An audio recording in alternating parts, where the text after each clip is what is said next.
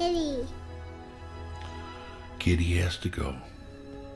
Given that the Monsters, Inc. franchise has earned over $1.2 billion from its 2 films, it's no shock that Pixar might consider making a sequel. Pixar CCO Peter Docter revealed that they've been brainstorming ideas for Monsters, Inc. 3 for a while, but haven't quite found the right concept to dive into just yet. He said, "We've been searching for ideas for a Monsters, Inc. sequel for a long time, and we haven't seen enough to start working on anything there yet." Docter confirmed that Pixar is looking at everything when it comes to revisiting franchises like The Incredibles, Finding Nemo, Toy Story, Inside Out, Up, and Monsters, Inc. He added that they haven't really narrowed it down to a list of films just yet. This shows Pixar's clear interest in continuing to make more sequels. Given that Monsters University, which came out 11 years ago, made way more than the original Monsters, Inc. from 2001, it's safe to say that Monsters, Inc. 3 would be a huge hit at the box office. A third Monsters, Inc. movie is already set up thanks to the Disney Plus series Monsters at Work.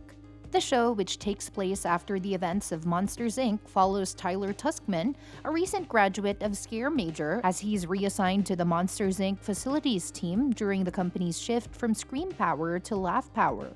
Meanwhile, Mike and Sulley are dealing with the challenges of running the factory. Since the show sets the stage for a possible Monsters, Inc. 3, we'll just have to wait and see if Pixar decides to bring Sulley and Mike back to the big screen. Before, Peter Docter shared an update with Entertainment Weekly about the potential for a sequel. "You never say never, who knows what will happen. We purposely went with a prequel for Monsters University because we didn't want to answer some of the questions about what happens to Boo and how does she grow up and things like that. It would have to be really compelling, which is hopefully the benchmark for all of our sequels anyway." There have been plenty of rumors floating around about a possible Monsters, Inc. 3, though most of them haven't been true. Many of these rumors hinted at seeing Boo all grown up, but Pete Docter confirmed that they've intentionally avoided that storyline for now.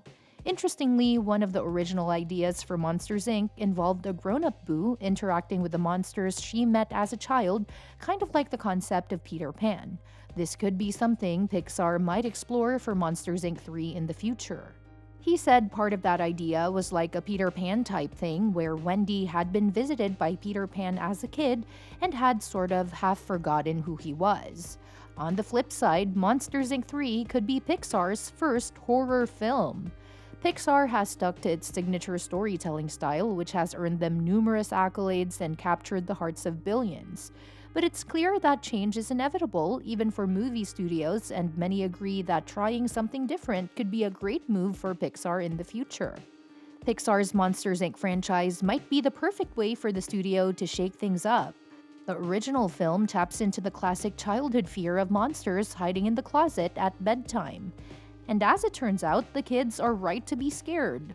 Monsters like the big, blue-horned James Sullivan and his wisecracking, one-eyed buddy Mike Wazowski actually make their living by scaring children at night. They do really well, much to the frustration of their color-changing chameleon co-worker Randall Boggs, who kidnaps a human girl named Boo in an attempt to steal her scare energy. After 2 films, it's clear that Pixar's monsters aren't exactly scary. Instead, they're lovable, almost human-like characters with some dark sides, but they're not terrifying by nature. Sulley, while intimidating, is also kind of cuddly with his purple and blue fur and big smile, and Mike is just a one-eyed, green, joke-cracking little ball with tiny nub horns. Monsters University even admits that these monsters aren't meant to be scary, and that's part of what makes it such a great film. Still, the franchise and perhaps the studio could benefit from a refresh. Even though it's still not in the works yet, we know a Monsters, Inc. 3 will eventually come. And here's why it might be the perfect opportunity for Pixar to try its hand at horror. If you're looking for scary monsters that might make you feel like your spine is at risk, check out these creepy sculptures of Mike and Sulley, made by YouTuber North of the Border, a sculptor known for making pop culture icons both realistic and spooky. These versions of Mike and Sulley still look like buddies, but imagine them less as work pals trying to climb the social ladder and more as a primal duo. Big Sully hunting prey and leaving the scraps for Mike, while Mike with his big eye keeps an eye out for danger and new prey. Everyone loves Pixar movies because they've always been made for all ages with themes and lessons that resonate with everyone. While Pixar is known for its family-friendly animation, that doesn't mean it has to stick to just that. Pixar became a giant by pushing the boundaries of technology, and it could do the same with storytelling. A movie like Monsters, Inc. 3 would be the perfect chance to step outside of the usual comfort zone and try something more mature. Pixar doesn't need to go R-rated though, just like Marvel made Doctor Strange in the Multiverse of Madness gritty and intense while keeping it PG-13, Pixar could do the same with Monsters, Inc. 3 and it wouldn't be too hard to pull off, especially with the right story. Similar to the bold move Pixar made in Cars 2, which is unfairly criticized, where Tow Mater turned into a deadly international spy, Pixar could do something equally wild with Monsters, Inc. 3. Imagine a story where humans discover the doors to the monster world and launch a brutal campaign to wipe out all monsters using nukes on their homeworld. How they get the bombs through the door is totally up to Pixar's creativity. This forces the monsters to go back to their primal instincts and start hunting humans. When you think about how Pixar has already pulled off incredible feats like turning a rat into a gourmet chef in Paris, making robots fall in love in a post-apocalyptic Earth, giving emotions to literal feelings, and even giving a fish a receding hairline, this idea doesn't seem all that crazy. If Monsters, Inc. 3 is going to stay true to Pixar's signature style, it should stick to their tried-and-true formula, which has made their movies so successful for years. The formula has 3 key elements. First, the protagonist must want something badly enough to take action toward it.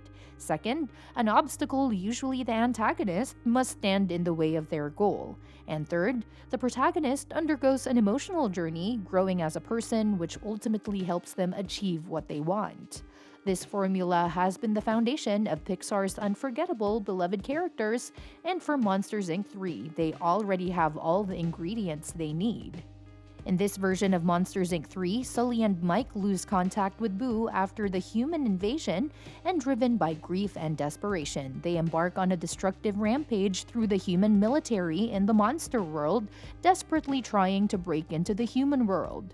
Meanwhile, Randall, who was banished to the human world by Mike and Sully, returns to seek revenge on them and Boo. As they wreak havoc, torn apart by the destruction of their home and consumed by hatred for humans, especially Sully, the bloody duo must face Randall and only heal when they learn to love humans again by finding Boo. While the finer details can come later, all the core elements for the Pixar formula are in place, ready for Pixar to add their signature touch. Even with horror elements, a Pixar film can still follow their beloved formula.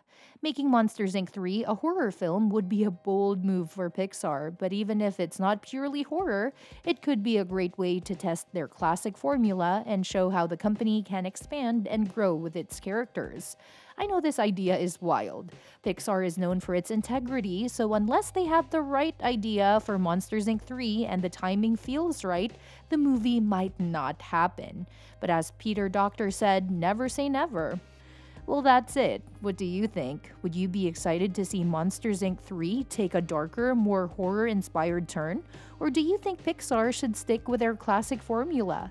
Let me know your thoughts in the comments below. And don't forget to subscribe for more updates on this and other exciting upcoming movies. See you next time.